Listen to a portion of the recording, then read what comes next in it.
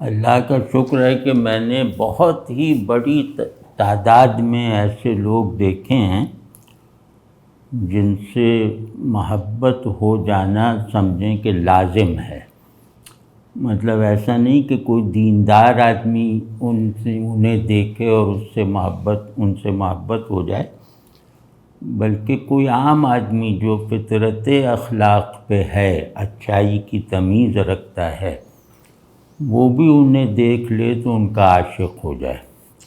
ایسے لوگ کثیر تعداد میں اللہ کا فضل میں نے دیکھے ہیں، اور ظاہر ہے کہ یہ فریضہ بھی ادا کیا ہے، یعنی ان سے محبت کا، کچھ نہ صحیح تو ان کی محبت کو محسوس رکھنا تسلسل کے ساتھ، اور اللہ نے چاہا تو اپنی آخری سانس تک۔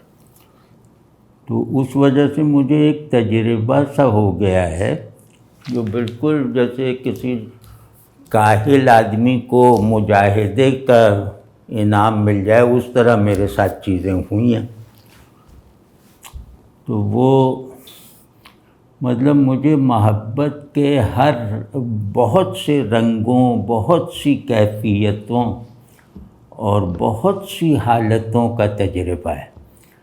تو مجھے اس وجہ سے کوئی بھی اچھا آدمی، یعنی محبت جس سے کرنی ضروری ہو، وہ اگر اب بھی نظر آ جاتا ہے نا، تو میرے اندر موجود ایک جیسے الارم بجنے لگتا ہے۔ یہ وہی محبت کے تجربات ہیں۔ تو آج ایک صاحب کا میں تذکرہ کروں گا، اور ان کا تذکرہ اللہ نے چاہا تو سننے والے کو ایسا لگے گا کہ ایک بن دیکھا محبوب مل گیا، اور ایسی محبت نصیب ہو گئی جو اللہ اور اللہ کے رسول صلی اللہ علیہ وسلم کو محبوب بنانے کے لیے ضروری ہے۔ بالکل نوجوانی تھی میری، مطلب 17 برس کی شاید عمر، 17 برس کی عمر ہوگی۔ میں اپنے استاد قمر جمیل صاحب کے ساتھ رہتا تھا، کیونکہ میں اکیلا تھا کوئی، تو ان کے ساتھ رہنے لگا۔ وہ عزیز آباد میں رہتے تھے، کراچی کا ایک مشہور محلہ ہے۔ تو وہاں سے ہم لوگ جو ہیں وہ کیونکہ سب ادیب شاعر تھے، تو وہ وہاں کا کلچر یہ تھا کہ رات کو چائے خانوں میں لوگ بیٹھے رہتے تھے رات بھر۔ تو ہم لوگوں کا بھی یہی معمول تھا۔ تو قمر جمیل صاحب ہمارے گروپ لیڈر تھے، مطلب مرشد تھے اس میں معاملات میں۔ قمر جمیل صاحب کا پھر کبھی ذکر کروں گا۔ تو ہم لوگ ایک جس چائے خانے میں بیٹھتے تھے وہ حسین آباد میں ہے، اب بھی ہے۔ اب پچھلی مرتبہ میں کراچی گیا تھا تو وہاں گیا، لیکن ہوٹل وہ نہیں رہ گیا، لیکن بہرحال وہ جگہ ابھی بھی ہے۔ اس کی پہچان یہ ہے کہ وہاں تبلیغی جماعت کا بہت بڑا سینٹر ہے، مدنی مسجد، بالکل آمنے سامنے۔ یہ ان ابو میاں کا ہوٹل اور یہ مدنی مسجد۔ تو ہم لوگ کیونکہ رات کو بیٹھتے تھے، یہ رات ہی کو آ کے کاؤنٹر پہ بیٹھتے تھے، اور دن میں تھوڑی دیر کے لیے۔ تو یہ نشے میں ہوتے تھے، شراب کے نشے میں، اور وہ کوئی بوتل رکھی ہوتی تو اس کو بیچ میں۔ اب یہ وہ زمانہ ہے جب شاید شراب وغیرہ پہ پابندی بھی نہیں تھی اس طرح، بس نشے میں ہوتے تھے، جھومتے ہوئے بیٹھے رہتے تھے۔ تو ہم لوگوں سے ان کا ایک تعلق سا بن گیا۔ تو اس تعلق کا جو ادیب شاعر فائدہ اٹھاتے ہیں، وہی ہم کا پیسہ نہیں ہے تو ادھار کر لیا، اور وہ ادھار کبھی مانگتے نہیں تھے، بلکہ میرا اندازہ ہے کہ انہیں یاد بھی نہیں رہتا تھا۔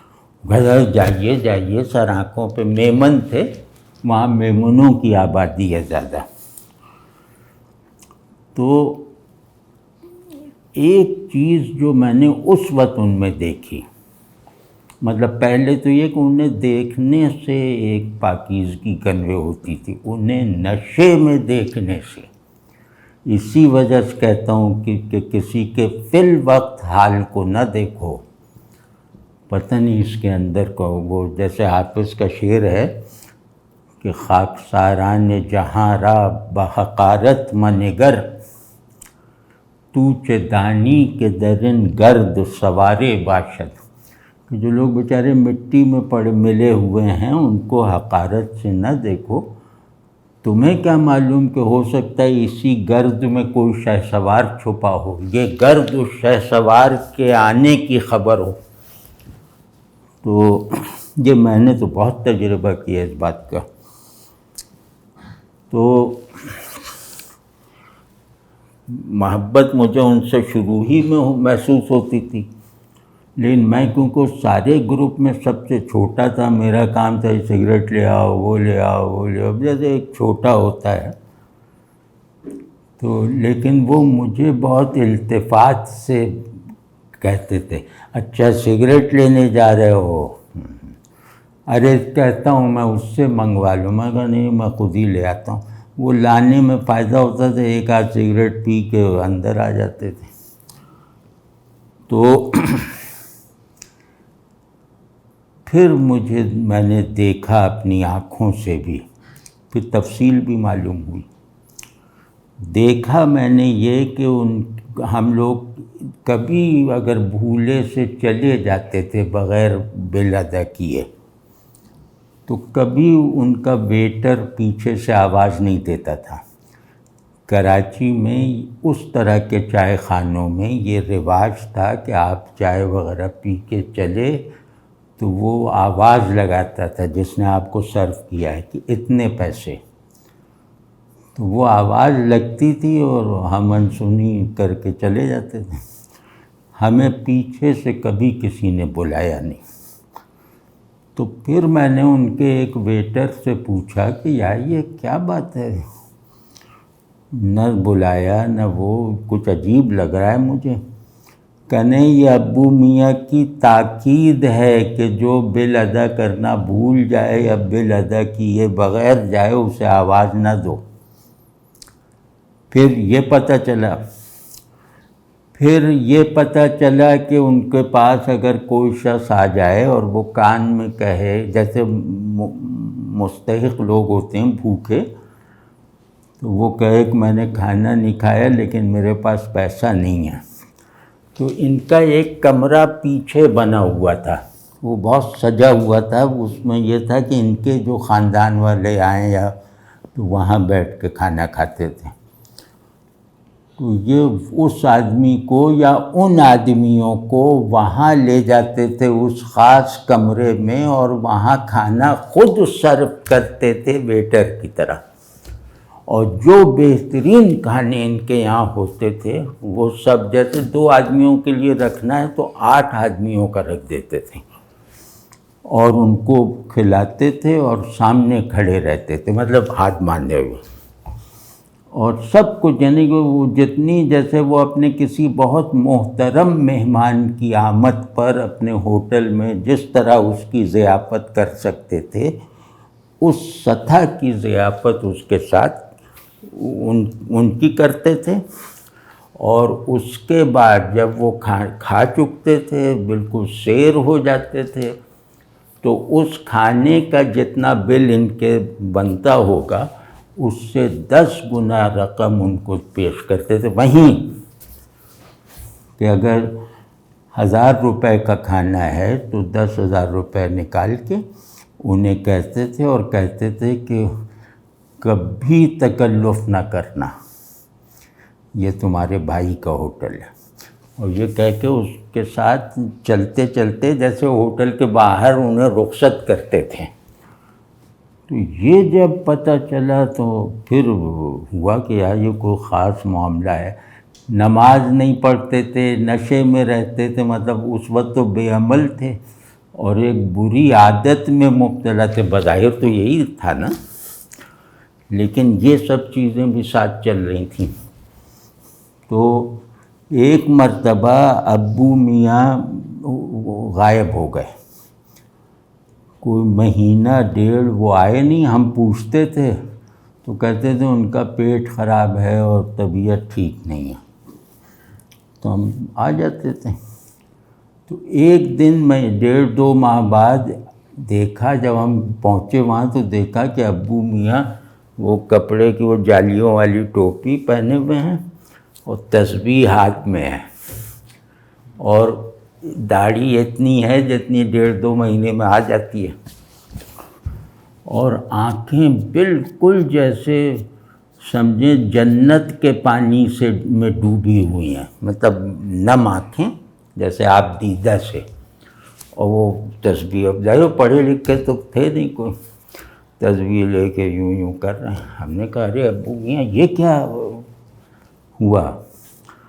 کہیں یا بس میں بالکل بیزار ہو گیا تھا شراب پینے سے، نماز بھی پڑھنی ہی نہیں آتی تھی۔ اب سامنے تبلیغی جماعت والے تھے مسجد، تو پھر اچانک میں نے کہا نہیں اس لعنت کو چھوڑو، ان کے ایک لڑکے سے نماز سیکھی اور پھر یک لخت چھوڑ دی۔ وہ الکوہولک تھے، مطلب وہ سادہ نشہ نہیں تھا، وہ اس کے بغیر رہ نہیں سکتے تھے، تو ان کو بہت تکلیف ہو گئی پیٹ کی بھی اور یہ وہ، تو ڈاکٹر نے ان سے کہا کہ بھائی تم مت چھوڑو، مر جاؤ گے۔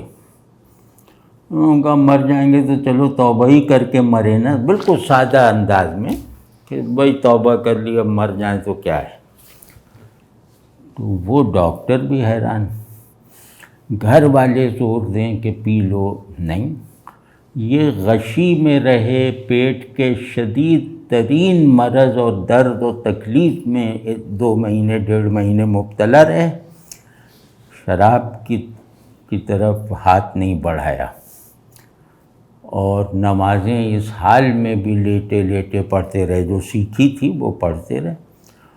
اس کے بعد بس آئے اور بیٹھے، اور یوں لگ رہا تھا کہ میں واقعی میں ہی نہیں، ہم سب جو قمر جمیل صاحب، رئیس فروغ صاحب اور 2-4 اور شاعر ادیب ٹائپ کے تھے، ہم سب کو یہ اپنے آپ سے گھن آنے لگی۔ اب میں تو کوئی برے فعل میں نہیں تھا، لیکن وہ ایسے ہی میں اگر اس وقت تہجد گزار بھی ہوتا تو ان کے سامنے اپنے آپ سے گھن آنے لگتی، مطلب یہ وہ درجہ تھا۔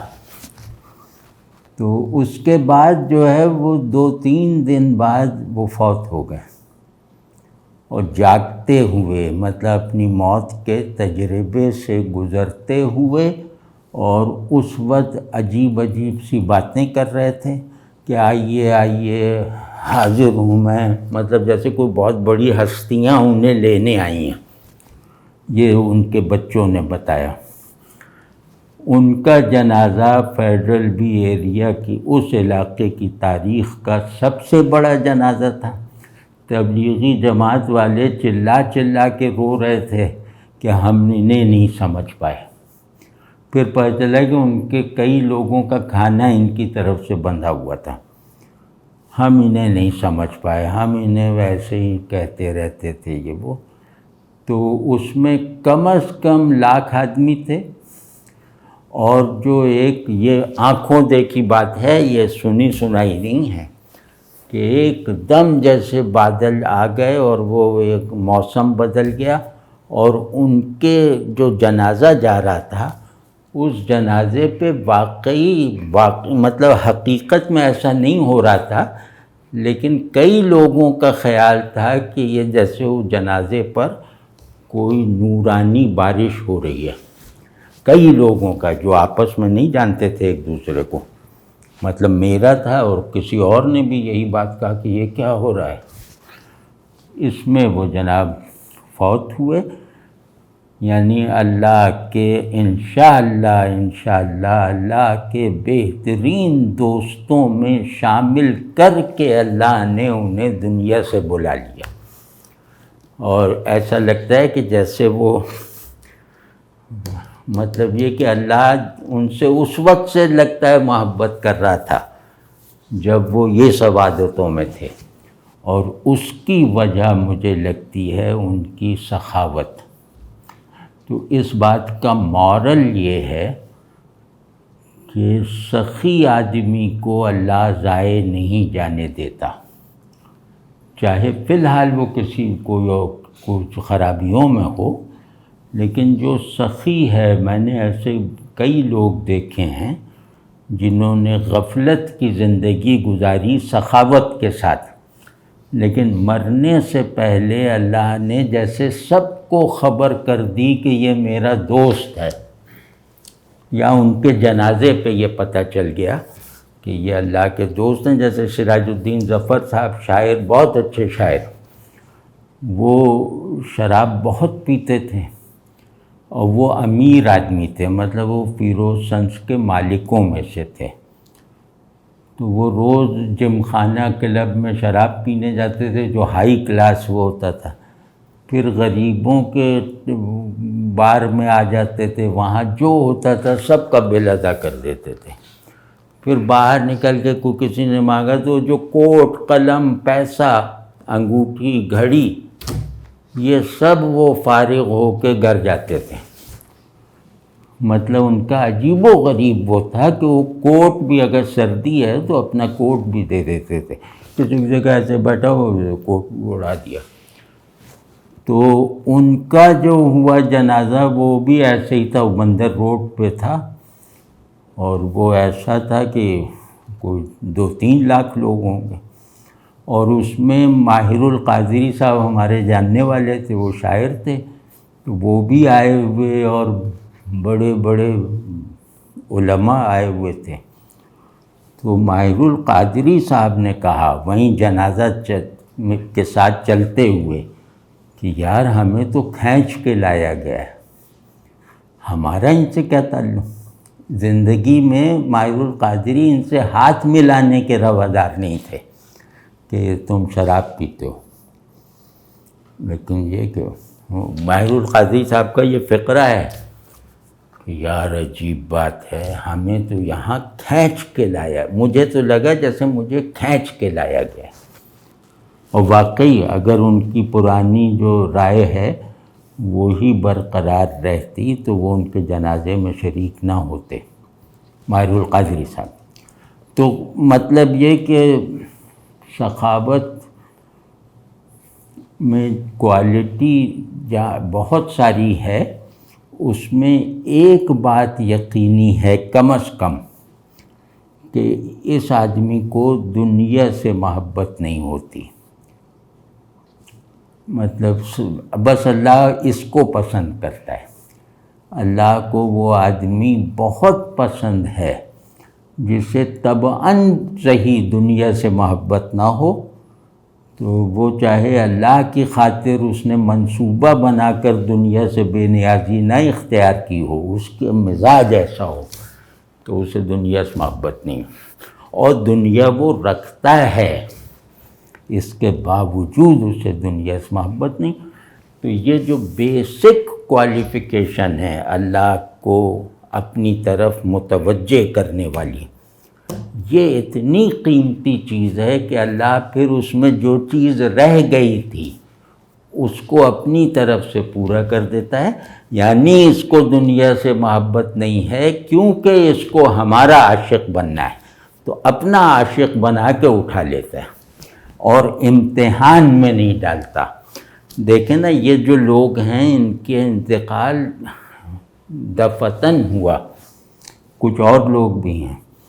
تو جیسے ابو میاں کے سلسلے میں تو مجھے یقین ہے کہ وہ کمزور ارادے کے آدمی تھے، انہیں کوئی اور بہکا لیتا تو وہ ہوتے. تو اللہ نے بس ان سے توبہ کروائی، ان سے کچھ نمازیں پڑھوائیں، انہیں اپنی یاد میں رونا سکھا دیا اور پھر اٹھا لیا. یہ اللہ کی بہت بڑی رحمت ہوتی ہے کہ پھر اٹھا لیا تاکہ یہ ہمارا جو بھولا دوست ہے یہ مزید کسی امتحان میں نہ پڑے. بس ہم نے صاف ستھرا کر دیا، وہ بلا لو. تو بہت اب ابو میاں جو ہیں وہ واقعی ایسے ہیں، اگر آپ نے ان کے دونوں روپ دیکھے ہوتے تو پہلے روپ میں بھی یعنی نشے کے عادی کے روپ میں بھی وہ خاص آدمی لگتے تھے، مطلب ان میں گراوٹ نہیں تھی، اور آپ یہ ہمت کر ہی نہیں سکتے تھے کہ انہیں نشے میں دیکھ کر کسی بھی طرح کی کراہت محسوس کریں۔ یہ تھا وہاں سب میں تھا۔ تو خیر اللہ ہمیں بھی ایسی توبہ نصیب فرمائے، ہمیں بھی ایسا وہ حسن خاتمہ نصیب فرمائے، اور اللہ ایسے لوگوں کی محبت کو ہمارے دل کی روشنی بنائے، دل کی قوت بنائے رکھے، اور ان کی محبت کو کبھی ہمارے اندر کم نہ ہونے دے۔ تو یہی ہمیں ضمانت دیتی رہے گی یہ محبت کہ تم امید رکھو کہ اللہ سے بھی محبت ہو جائے گی۔